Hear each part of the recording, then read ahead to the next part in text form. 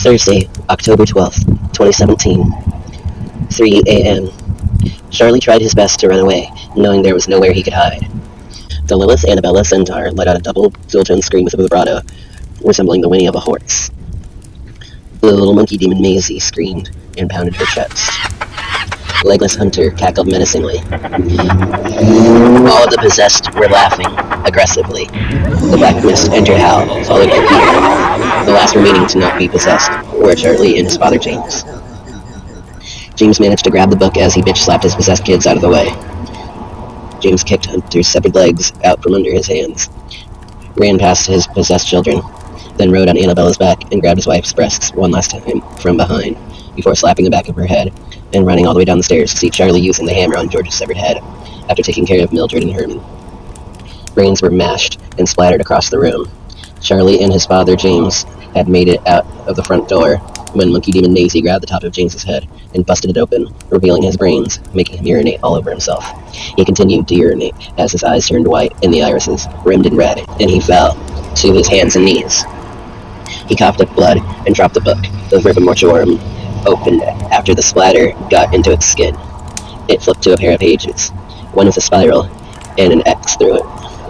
The other page had text on it next to a drawing of a pentagram with a dual ring and an eye in the center of the star. James, with exposed brains, growled as Charlie managed to uppercut the Verba Mortuorum. The leg crutches demon Hunter came lumbering out, and Charlie ran as the Lilith Annabella centaur busted through the window. He ducked that and ran to the backyard, heading for the tool shed. The horde of Charlie's possessed family came for him. It appeared Hal had boiled his hands and was actively gnawing them, showing the tender flesh.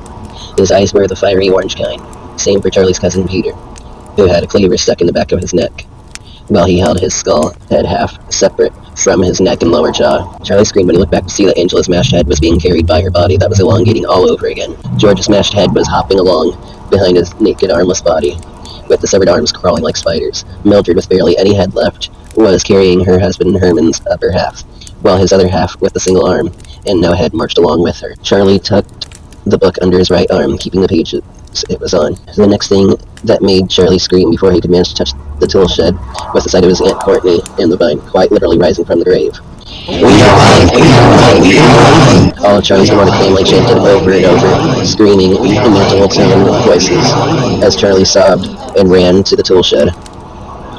He shoved back several times as they tried to get into the tool shed. He got the door shut finally, severing a couple of fingers from George's disembodied left arm. As Charlie locked the tool shed door, he wept, and the book laughed.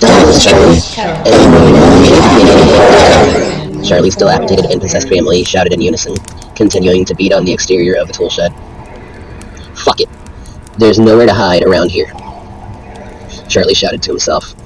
He sat the Verba Mortuorum down and began reciting the words, Victus, Pudor, Memotix, Rai. Suddenly, Charlie's skin came off, like ripping a sheet from a bed. Then his muscular and vascular systems flew off of his skeleton. His bones and internal organs followed, as the Verba Mortuorum sucked him into the crossed spiral, reassembling his body and giving him back his right hand with one catch as he screamed to life.